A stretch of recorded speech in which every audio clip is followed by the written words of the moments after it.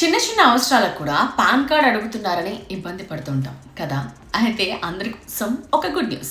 ముఖ్యంగా నగదు డిపాజిట్లు, ఇళ్ల కొనుగోళ్లు, వాహనాల కొనుగోళ్లలో పరిమితులను పెంచడం ద్వారా మధ్యతరగతి వర్గాలకు పెద్ద వెసులుబాటుగా చెప్పొచ్చు. కేంద్ర ప్రభుత్వం పాత పన్ను చట్టం స్థానంలో నూతన ఆదాయపు పన్ను చట్టం 2025 తీసుకొస్తోంది. పాన్ కార్డ్ నిబంధనల్లో కీలక మార్పులు ఉన్నాయి. ఇప్పుడు కొత్త రూల్స్ 2026 ఏప్రిల్ 1 నుండి అమలుకు వస్తాయి. హోటల్స్, రెస్టారెంట్స్, కన్వెన్షన్ సెంటర్ లేదా బ్యాంకెట్ హాల్స్ కు బిల్స్ చెల్లించాల్సిన టైంలో 1,00,000 దాటిన పేమెంట్స్ కు పాన్ కార్డ్ తప్పనిసరి. సో అటువంటి సందర్భాల్లో మామూలుగా అయితే పాన్ కోడ్ చేయడానికి ప్రెసెంట్ ఉన్న లిమిట్ 50,000.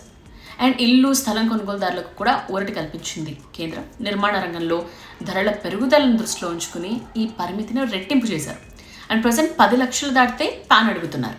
కొత్త నిబంధనల ప్రకారం 20 లక్షల లోపు విలువ చేసే స్థలాలు, ఇళ్లు లేదా ఉమ్మడి అభివృద్ధి ఒప్పందాలకు పాన్ సమర్పించాల్సిన అవసరం ఉండదు. అలాగే ఒక పర్సన్ ఒకటి లేదా అంతకంటే ఎక్కువ అకౌంట్స్ లో ఒక ఆర్థిక సంవత్సరంలో 10 లక్షలు లేదా అంతకంటే ఎక్కువ క్యాష్ డిపాజిట్స్ లేదా విత్డ్రాయల్స్ చేయడానికి pan compulsory. And present limit 50,000 కంటే ఎక్కువ నగదు డిపాజిట్స్ కు పాన్ తప్పనిసరి చేశారు. బట్ ఒక్క ఆర్థిక సంవత్సరంలో ఒకటి అంతకంటే ఎక్కువ అకౌంట్స్ లో కలిపి 10 లక్షలు ఆపై నగదు డిపాజిట్ విత్డ్రా చేస్తే మాత్రం పాన్ కార్డ్ తప్పనిసరి. మోటార్ వెహికల్స్ విషయానికి వచ్చేస్తే లో ప్రైస్ మోటార్ వెహికల్స్ కు పాన్ కార్డ్ అవసరం లేదు. 5 లక్షలు దాటితే పాన్ కార్డ్ తప్పనిసరి. అంటే 5 లక్షల కంటే తక్కువ విలువైన వాహనాలు కొనుగోలు చేస్తే మాత్రం పాన్ కార్డ్ అవసరం ఉండదు.